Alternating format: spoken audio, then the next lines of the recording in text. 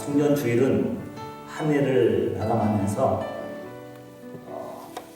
베풀어 주신 하나님의 은혜와 사랑에 감사하며 정리하는 시간입니다. 혹시 내 욕심과 야망을 위하여 하나님의 이름을 오용하며 살아오지는 않았는지, 또 가족과 주위 사람들을 목적으로 대하지 않고 수단으로 대하진 않았는지 또 반성해 보는 시간이기도 합니다. 창립 5주년 기념줄 역시 지나온 5년간의 생활을 우리가 되돌아보면서 반성을 할 것들이 있죠. 하나님의 이름을 내세우며 나나 또 우리의 욕심을 채운 시간은 아니었는지, 또 하나님의 뜻과는 상관없이 우리의 성취욕을 위해 달려온 시간은 아니었는지 반성해 봅니다. 오늘의 반성이 2배라고 한다면 또한 감사도 2배인 것 같아요. 한 해를 보살펴 주신 주님께 감사하고, 또 지난 시간 동안에 여러 가지 위기도 있었지만 어려움도 있었지만 우리 교회를 지켜주신 또 하나님께 감사를 드립니다. 지난 시간들을 되돌아볼 때 우리 교회는 외형적으로 이렇게 크게 달라진 것은 없습니다. 그러나 저는 확신하는 것이 뭐냐면 내적으로나 신앙적으로 좀 더 성숙해지고 단단해지는 시간이 아니었나 생각을 해봅니다. 확실한 것은 아직도 제가 많이 부족하지만 제가 조금씩 한 걸음 더 주님께 가까이 나가는 시간이었다고 저는 확신합니다. 그래서 우리는 오직 주님께만 감사와 영광을 돌려야 될 줄 믿습니다. 지난 5년은 하나님께서 일하신 시간이셨습니다. 하나님이 우리와 함께 계셨고 또 그분의 은혜를 경험하는 기적의 시간이었습니다. 또 여러분 한 분 한 분이 계셨기에 저는 무척 행복한 시간을 보낼 수가 있었습니다. 여러분들은 하나님께서 저에게 보내주신 천사와 같은 존재들입니다. 여러분 중 한 분은 교회를 와봤더니 자리가 텅 비어 있는 거예요. 젊은 목사가 애쓰는 것을 좀 안쓰러우셨는지 한 2-3달 자리나 채워야겠다라고 해서 앉으신 분이 어느덧 4년째 그 자리를 지키고 계십니다. 젊은 목사가 혼자 목터제라 노래를 부르는 것이 안쓰러웠는지 찬양을 돕기 위해서 오셨던 분이 그 자리에 계속 계신 분도 계시고요. 제 아내와 함께 LA 나가서 할인매장에서 양복 한 벌을 제가 구입했어요. 거금 10불을 주고 제가 구입했어요. 근데 돌아오는 길에 소식 듣습니다. 어느 분이 교회를 찾고 있다더라. 그래서 제가 그때 달려가가지고 바로 산 양복, 새 양복이지만 꾸깃꾸깃해가지고 그분께 양복을 맡기면서 말을 걸어서 저희 교회에 나오게 되신 분도 계십니다. 여러분 한 분 한 분이 다 스토리가 있어요. 저에게는요. 어떤 분 생각하면 이러한 스토리가 있고 또 어떤 분은 다 스토리가 있습니다. 그래서 수많은 성도 중에 한 분이 아니라 저에게는 여러분 한 분밖에 안 계시는 겁니다. 그래서 제가 머릿속에 여러분에게 감사를 드립니다. 여러분 우리는 살다 보면 상대방에 대해서 참 궁금할 때가 있습니다. 그래서 그 사람이 어떤 사람인가를 알고자 할 때가 있는데, 여행을 같이 해보면 그 사람이 어떤 사람인가를 조금은 알 수 있다고 그래요. 이렇게 함께 하면서 한정된 공간에서 이렇게 있다 보니까 경계심이 풀리고 그래서 이제 그 사람의 안에 있는 것들이 밖으로 본연의 모습이 나오게 되어서 좀 알게 되는 것입니다. 젊은 남녀들은 필히 결혼하기 전에 배우자 될 사람에게 운전을 한번 가르치거나 배울 필요가 있습니다. 그 운전을 가르칠 때 인간의 본성이 가장 잘 드러나는 것 같아요.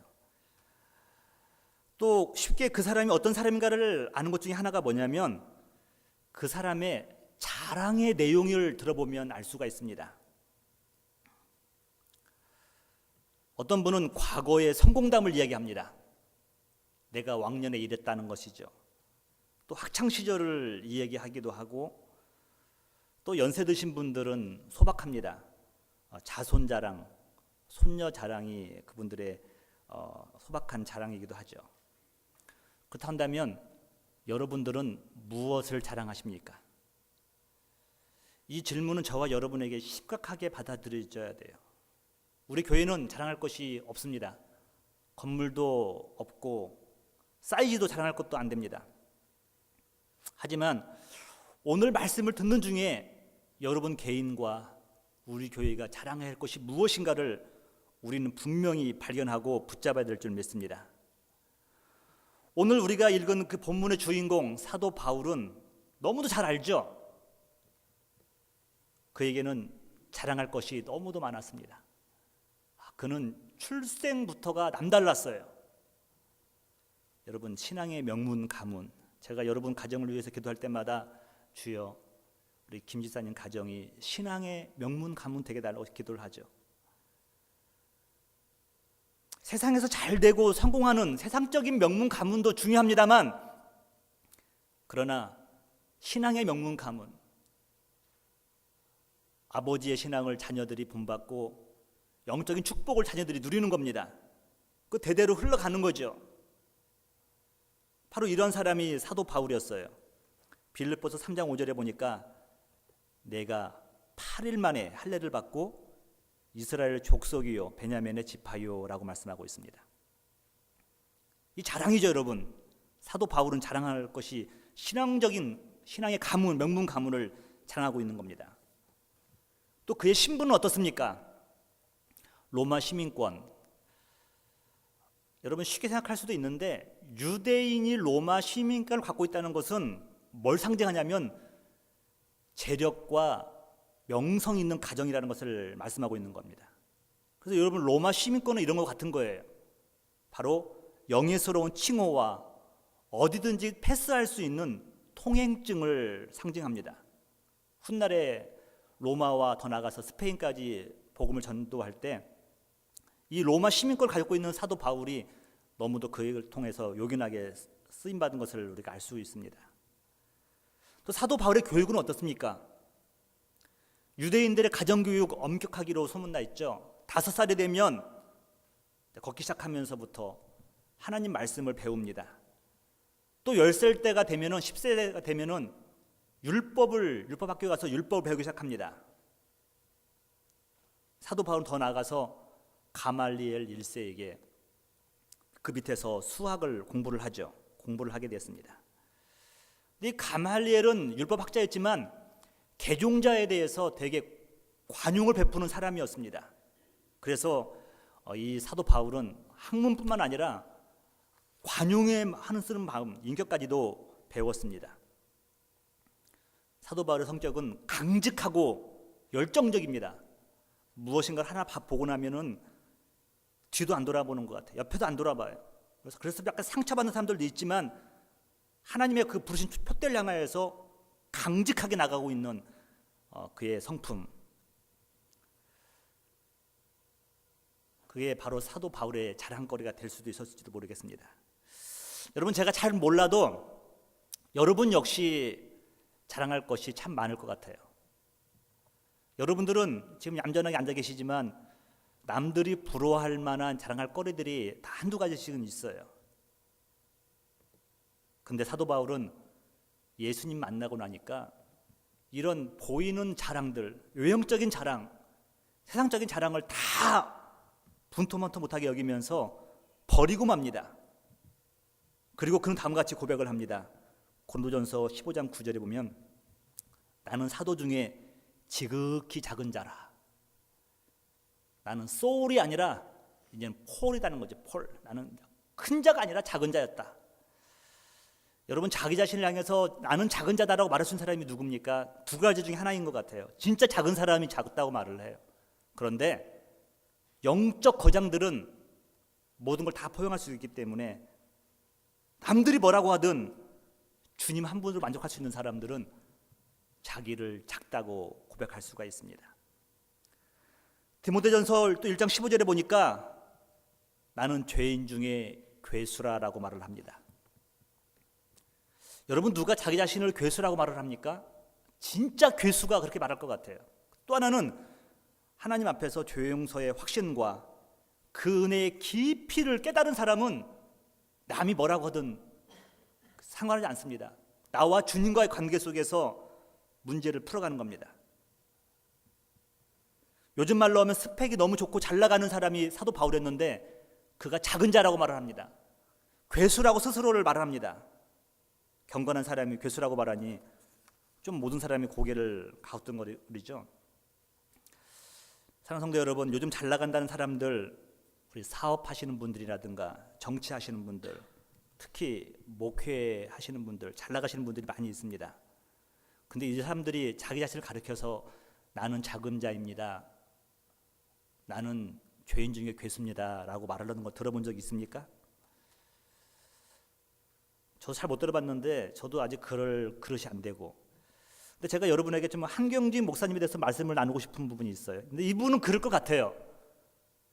이분은 그 50년대 60년대 한국교회의 영적 리더자로서 모델 교회를 만드지 않았습니까? 이분이라고 한다면 이렇게 말하지 않았을까? 여러분, 저는 전도사 시절에 이분의 가정에 가서 거실로 들어가 보고 그분의 침대에, 여러분 뒤에 그림 나와 있죠? 침대도 좀 보고 이렇게 다 앉아봤습니다. 그분이 초청해 주셔가지고 새벽 성도는 저희들을 맞이하면서 새벽 4시가 넘었는데 안 주무시고 기다리고 있는 거예요. 사탕 한 모씩 주고 싶어서. 근데 그 방이 너무너무 초라한 겁니다. 책은 2-3권밖에 책꽂이에 딱 꽂아 있고 성경책 하나 있고. 여러분, 이분이 평생 애쓰고 섬겼기에 노년에 잠시 누린다 할지라도 그것을 뭐라고 할 사람이 있겠습니까? 그러나 이분은 모든 것을 포기했어요. 그 청빈의 삶을 선택해서 살아가는 겁니다. 그래서 그때 제가 아주 감명 깊었죠.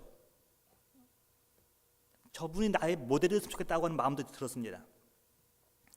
근데 왜 이런 삶을 어떻게 살 수 있을까? 근데 그 해답을 오늘 본문에서 찾을 수가 있었습니다. 여러분, 사실 초대교회의 역사는 사도 바울의 역사고 기독교의 역사는 사도 바울의 역사죠. 그래서 여러분, 바울 학자들은 뭐라고 말하냐면 우리 기독교를 가리켜서 바울의 종교다 할 정도로 사도 바울이 지극한 그런 영향력을 끼칩니다. 그가 회심한 후에 사도 바울만큼 또 초대교회에서 협력한 업적을 세운 사람들도 드뭅니다.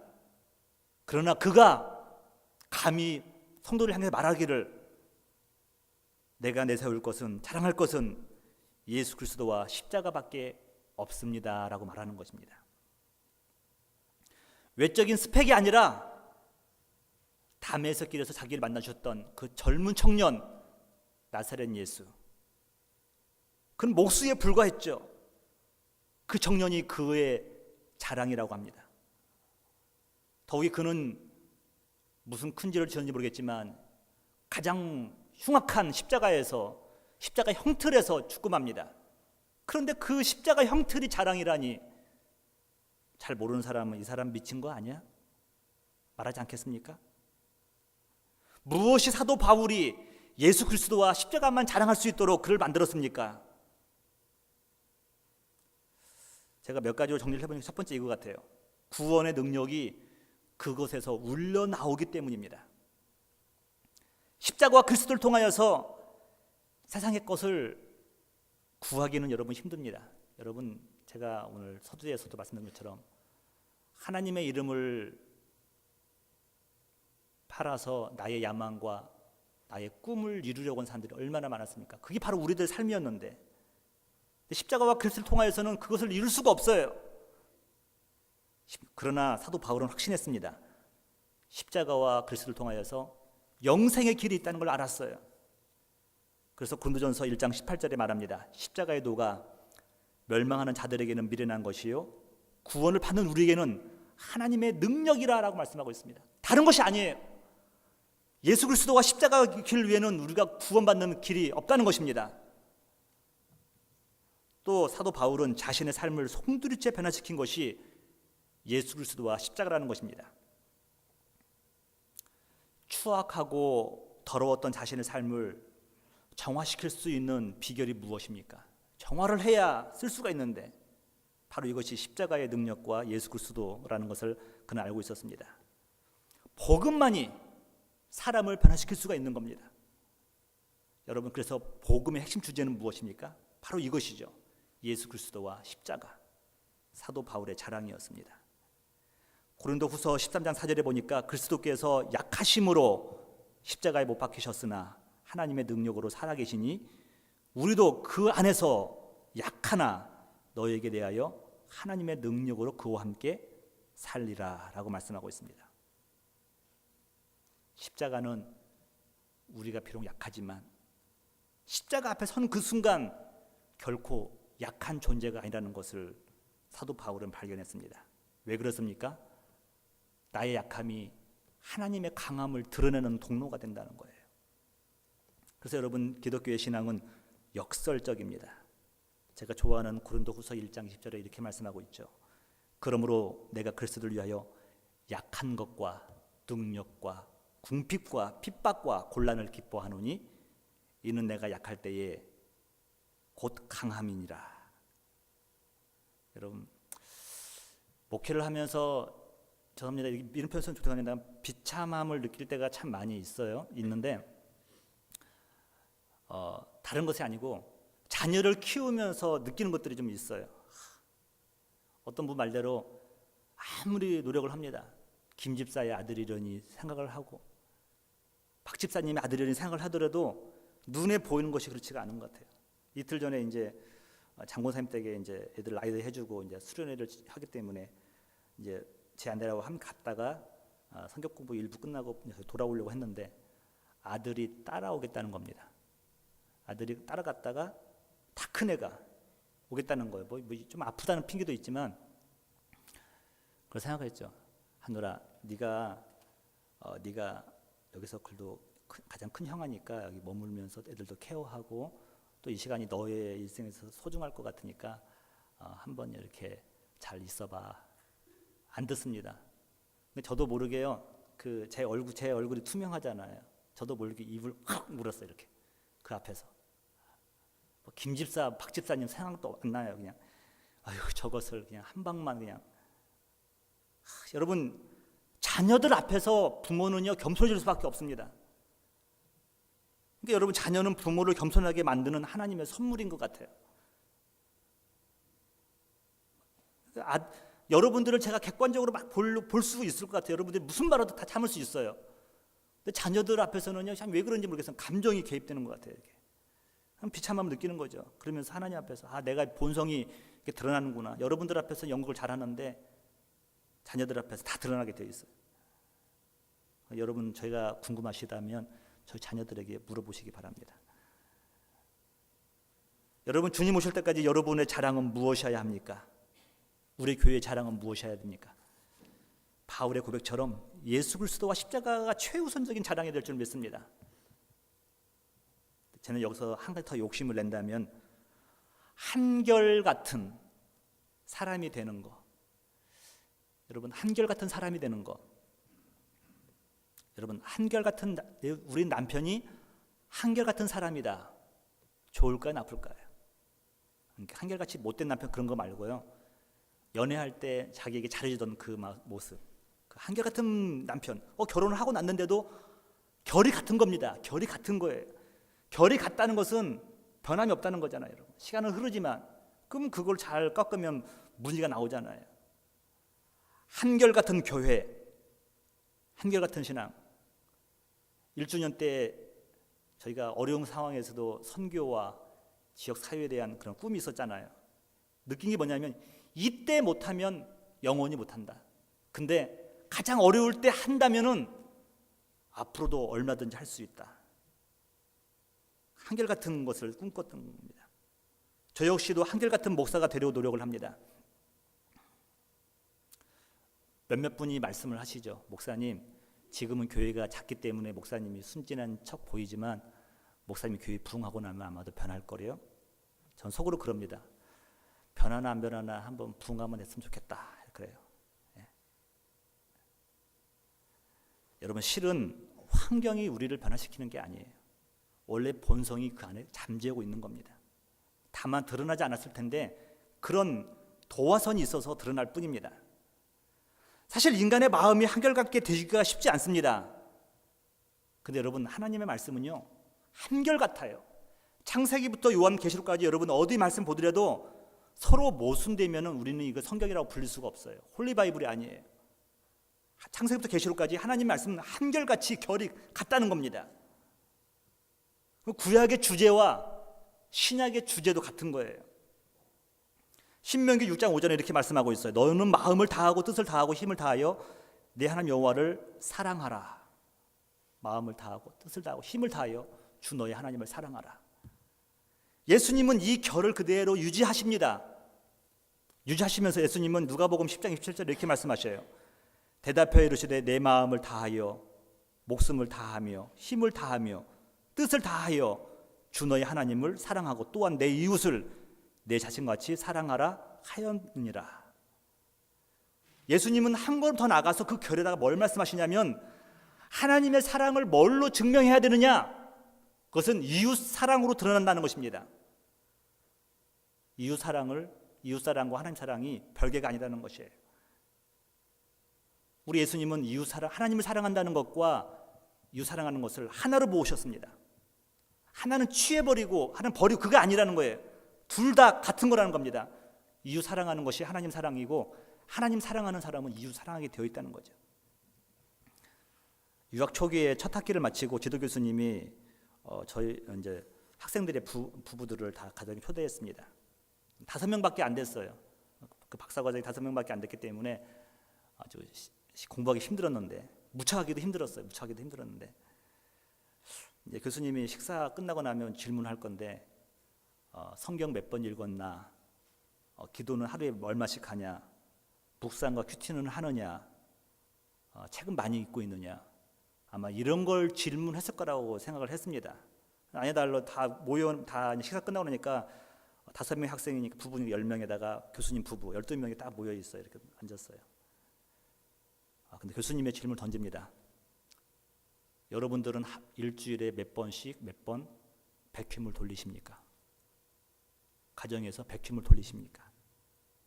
여러분은 얼마나 자주 설거지를 하십니까? 우리 한국 목사님들 서너 분은 충격 먹었어요. 아니, 목사에게 백큐음과 설거지를 말하다니. 근데 그 교수님은 명확했습니다. 학문적으로 우리의 지식이 넓어지는 것은 아무런 의미가 없다는 거예요. 배울수록 손과 발이 바빠지는 것을 원하신 거예요. 충격을 먹었어요. 문화적 충격이었어요. 아니, 제가 한국에서 그랬거든요. 새벽 4시에 나가면 밤 10시나 11시에 들어왔기 때문에 뭐 청소할 시간도 없었죠. 그렇게 살았는데 딱 미국에 오니까 교수님이 백큐 몇 번 했냐 물어보는 거예요. 그때부터 제가 교수님이 또 뭐이라고 할지도 모르니까 그때부터 백큐을 합니다. 왜냐하면 가서 또 몇 번 했다고 말을 해야 되니까. 근데 그게 습관돼가지고 지금까지 제가 저희 집에 백큐 95%는 제가 다 하고 있습니다. 가끔 설거지도 하려고 노력을 하고 있고요. 성경에서 말하고 있는 것, 이 잔슨 교수님이 말씀하고 있는 것, 결이 같은 겁니다, 여러분. 결이 같은 거예요. 한결같은 신앙, 결이 같은 신앙. 신앙의 또 다른 지평이, 저는 오늘 여러분들에게 신앙의 또 다른 지평이 좀 열렸으면 좋겠어요. 하나님을 섬기고 예배한다는 것이 뭘 의미하는 것인가? 마태복음 7장 20절에 이렇게 말씀하고 있어요. 이러므로 그들의 열매로 그들을 알리라. 여러분, 열매하면은 한국적인 생각에서는요, 뭐 교회 사이즈 생각하고 성공과 막 이렇게 생각하잖아요. 능력 행함 이런 거 생각하는데 이 본문에서는 그러지 않아요. 21절 나더러 주여 주여 하는 자마다 다 천국에 들어갈 것이 아니에요. 다만 하늘에 계신 내 아버지 뜻대로 행하는 자라야 들어가리라. 여러분, 21절은 우리 한국교회가 너무너무 잘하는 겁니다. 여러분, 너무너무 잘해요. 주여 주여도 하고 통성기도 우리는 3번까지 주여 주여 외치잖아요. 22절 보세요. 그날에 많은 사람이 나더러 이르되 주여 주여 우리가 주의 이름으로 선제도 하며 주의 이름으로 교수 쫓아내며 주의 이름으로 많은 권능을 행하지 아니하였나이까 하리니. 제가 이 말씀을 보면서 저로 한번 해석을 해봤어요. 하나님, 저는요 예배 인도를 제가 준비하고 설교 준비도 하고 성경 공부도 인도하고 중보기도도 인도하고 새벽 예배도 인도하고 또 틈틈이 신방을 합니다. 또 큐티도 올리고요. 제가 하나님 앞에서 교회 안에서 모범생 아닙니까? 이 말하는 거랑 똑같은 거예요. 근데 이 말을 듣고 심판자가 말하길래 23절 보세요. 그때에 내가 그들에게 밝히 말하되 내가 너희를 도무지 알지 못하니. 도무지 알지 못한대요. 아니, 하나님, 설교도 열심히 했습니다. 신방도 했습니다. 말씀도 전했고요. 근데 하나님이 하시는 말씀이 뭐냐면 내가 너희를 도무지 알지 못한다는 겁니다. 이 불법을 행하는 자들아, 내게서 떠나가라. 이렇게 말씀하십니다. 여러분들이 이 말씀을 들으면서 좀 고민 좀 해야 돼요. 충격 좀 받으셔야 돼요. 근데 이 마태복음 7장 이 말씀을도 다 충분한데 좀 이 말씀을 좀 더 우리가 더 이해하기 위해서 마태복음 25장을 제가 한번 더 읽어볼게요. 마태복음 25장 31절입니다. 성경이 지금 결이 같다는 걸 보여드리는 거예요. 그러면서 우리 교회가 지금 어떤 방향으로 나갈 것인가를 말씀드리는 겁니다. 인자가 자기 영광으로 모든 천사와 함께 올 때에 자기 영광의 보좌에 앉으리니 모든 민족을 그 앞에 모으고 각각 구분하기를 목자가 양과 염소를 구분한 것 같이 하여 양은 그 오른편에 염소는 왼편에 두리라. 그때 임금이 그 오른편에 있는 자들에게 이르시되 내 아버지께 복받을 자들이여 나와 창세로부터 너희를 위하여 예비된 나라를 상속받으라. 여러분, 참 재밌는 게 뭐냐면 이 하나님 나라를 상속받는 사람들 자기들이 뭘 한지를 몰라요. 기억이 없어요. 여러분, 그 중요한 일들 다 했는데 기억이 안 나는 겁니다. 35절 내가 줄일 때에 너희가 먹을 것을 주었고 목마를 때에 마시게 하였고 나그네 되었을 때 영접하였고 헐벗었을 때 옷을 입었고 병들었을 때 돌아보고 옥에 갇혔을 때 와서 보았느니라. 이에 의인들이 대답하여 이르되 주여 우리가 어느 때에 주께서 줄이신 것을 보고 음식을 대접했으며 목마르신 것을 보고 마시게 하였나이까. 기억을 못하는 거예요. 그냥 삶이에요. 삶. 그게 우리가 숨 쉬면서 밥을 먹으면서 여러분 밥을 먹을 때마다 기억합니까? 그냥 먹는 거죠. 기억하는 거 이렇게 해요. 몸에 배어 있는 거예요. 38절 어느 때에 나그네 되신 것을 보고 영접하였으며 헐벗으신 것을 보고 옷 입혔나이까. 어느 때에 병드신 것이나 옥에 갇힌 것을 보고 가서 배웠나이까 하리니.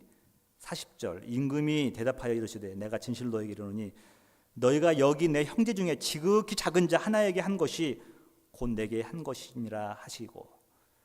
여러분, 이 말씀을 유대인들이 들었을 때 그들은 너무도 분노했습니다. 어찌 감히 이 예화가 거지들에게, 홈리스들에게, 그들에게 한 것이 곧 하나님께 했다는 것이란 말인가? 하나님의 이름을 더럽힌단 말인가? 그들은 분개합니다. 그러나 지극히 작은 자에게, 너희들이 소용없다고 생각하는 그 자에게 한 것이 곧 나에게 한 것이라고 주님은 말씀하죠. 41절 또 왼편에 있는 자들에게 이르시되 저주를 받은 자들아 나를 떠나 마귀와 그 사자들을 위하여 예비된 영원한 불에 들어가라. 내가 줄일 때에 너희가 먹을 것을 주지 아니하였고 목마를 때에 마시게 하지 아니하였고 나그네 되었을 때에 영접하지 아니하였고 헐벗었을 때에 옷 입히지 아니하였고 병들었을 때에 옥에 갇혔을 때에 돌아보지 아니하였느니라 하시니.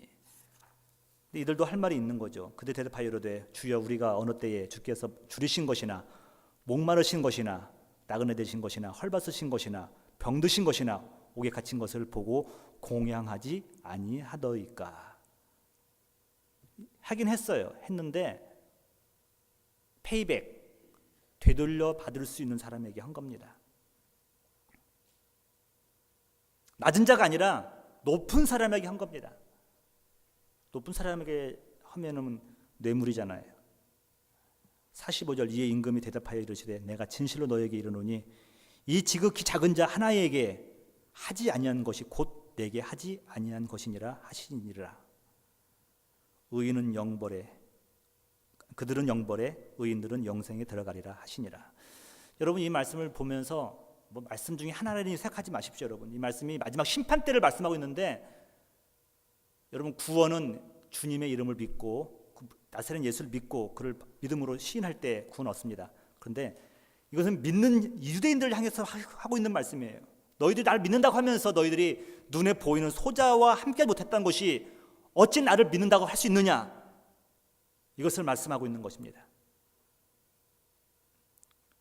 여러분, 다윗왕의 고백, 어제 새벽 예배 때 제가 이제 읽어드렸던 말씀인데요, 보면서 제가 받은 은혜가 있어요. 여전히 다윗왕도 같은 얘기를 하고 있더라고요. 시편 41편 1절을 제가 보겠습니다. 가난한 자를 보살피는 자에게 복이 있으며 재앙의 날에 여호와께서 그를 건지시리로다. 가난한 자를 보살피는 자. 여러분, 이 보살피다는 뜻은요, 구약 성경에 보면 권면이라는 단어가 있어요. 근데 권면 의미가 뭐냐면 하나님께서 신방 오셨다는 뜻이에요. 그러니까 여러분, 사라를 하나님께서 권면하셨다라는 의미가 뭐냐면 하나님께서 사라를 신방 오셨다는 거예요. 신방 가면 권면되잖아요. 근데 같은 뜻이에요. 가난한 자를 신방하고 보살피는 자에게 복이 있으며 재앙의 날에 여호와께서 그를 건지시로다. 그러면서 2절 보세요. 국률이 여기는 자는 국률이 여기 받는다고 했는데 그 인생이 국률이 여기 받는다는 겁니다. 여호와께서 그를 지키사 살게 하시리니 그가 이 세상에서 복을 받을 것이라. 주여 그를 원수들의 뜻에 맡기지 마소서. 여호와께서 그를 병상에서 붙드시고 그가 누워있을 때마다 그의 병을 고쳐주시나이다. 여러분, 주님께서 가난한 자를 돌봐주는 자들을, 작은 자를 하는 자들을 주님께서 외면하지 않겠다는 것입니다. 여호와께서 그를 병상에서 붙드시고 그가 누웠을 때마다 그 병을 고쳐주시리라. 우리는 육신은 강해요. 우리는 건강해요. 그러나 여러분, 자녀들로 인해서 얼마나 우리 마음이 병들어 있습니까? 또 우리 인간관계가 약간 꼬여가지고 얼마나 힘들어하고 있습니까? 그때마다 주님께서 찾아오셔서 병을 고쳐주시겠다고 말씀하고 있는 거예요.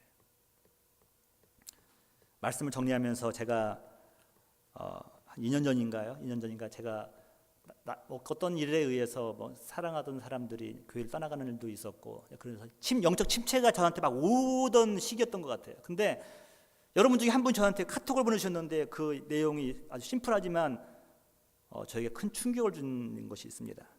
제가 신학대학 4년을 공부했고 대학원 MDB를 3년 했고 또 THM을 2년 더 했고 미국 와서 공부를 또 3년 더 했고 계산해 보니까 12년을 공부했더라고요. 근데 그런 어떤 교수님한테도 받았던 그런 영적 충격보다도 더 강한 충격이었어요. 그래서 제가 다시 일어서서 오늘까지 올 수 있었습니다. 그분이 이렇게 보낸 거예요. 목사님, 좀 힘드시죠? 그러면서 우리 교회 비전을 그분이 이제 같이 나누는 겁니다. 우리 교회 퍼줍시다. 우리 교회는 퍼주는 교회가 됩시다. 쌓는 교회가 아니라 퍼주는 교회가 됩시다. 그러면서 망할 때까지 퍼줍시다 그러는 거예요. 망하게 하나 하나님을 한번 우리가 믿어보자는 거죠. 그러면서 그분이 이런 말씀하는 거예요. 우리 교회는 엉덩이처럼 큰 교회가 아니라 작지만 심장처럼 팔딱팔딱 뛰어서 살아있어서 온몸에 피를 보내듯이 우리는 그러한 공동체가 됐으면 좋겠다. 그 말씀을 들으면서 제가요 막 힘이 난 거예요. 그렇구나. 작다고 창피한 것이 아니라 작아도 생명이 있으면 심장처럼 뛴다고 한다면은 그 비전이 있는 거 아닙니까, 여러분? 하나님이 기뻐하는 공동체 아닙니까? 작지만 뛰는 교회. 그래서 제가 더 나가서 비전이 생긴 거예요. 제가 어떤 꿈이 있냐면요, 하나님, 우리 교회가 이민교회가 다 힘들다고 합니다. 이민교회 90% 이상이 50명 이하고 다 힘들다고 하는데 서로 비참한 그런 것이 아니라 이 작은 교회에 희망을 줄 수 있는 모델 교회가 되기를 원합니다. 작지만 생명력 있는 교회, 작지만 그리스도의 말씀을 뜻을 전하는 교회, 그런 비전이 생긴 거예요. 그래서 제 마음속에 막 그런 꿈이 있어요. 하나님, 우리 교회가 희망이 없는 자들에게 희망을 주고 목사들에게도 제가 동기 목사들 만나면 희망의 노래가 불러주고 싶고 그런 마음이 생기는 거예요. 그런 마음들이 여러분 중에 한 분의 저 카톡을 보내주시면서 시작된 겁니다. 그래서 제가 그때부터 한 게 뭐예요? 우리 역할 상황 속에 저는 말로만 할 수 없는 형편인 거 아시죠, 여러분? 예를 들어서 홈리스 구제로 갑시다 하면 제가 가야 될 상황이 되잖아요. 라이트하우스 갑시다 하면 제가 가야 돼요. 선교지 갑시다 하면 제가 운전하고 가야 돼요. 그러면서 현장에서 뛰는 목사가 된 거예요. 현장에서 뛰는 목사. 그럼 제가 감사한 게 뭐냐면, 하나님, 제가 입으로만 떠드는 목사가 아니라 내 손과 발이 같이 가고 또 현장에서 성도를 같이 등 굴고 땀을 흘리면서 눈물을 흘리면서 일하는 목사가 되게 더 감사하다고 제가 하나님께 기도를 합니다. 사랑하는 성도 여러분, 여러분의 자랑은 무엇입니까? 아니, 우리 교회의 자랑은 무엇이어야 되겠습니까? 사도 바울의 고백처럼 그리스도와 십자가만 우리의 자랑이 되어야 될 줄 믿습니다. 여러분의 자랑도 그리스도와 십자가만 되어야 될 줄 믿습니다. 하나 더 있다고 한다면 한결같은 신앙이죠. 처음에 그 마음이 변하지 않는 겁니다. 창세기부터 계시록까지 주님이 우리에게 주시고자 하는 그 메시지, 그 말씀을 가지고서 한 걸음 한 걸음 나가는 겁니다. 언제까지입니까? 기약이 없어요. 주님이 오실 때까지. 힘들고 어렵지만 저와 함께, 여러분과 함께 또 주님과 보조를 맞춰서 나아가는 우리 교회 여러분 인생 되시기를 주님의 이름으로 축복합니다.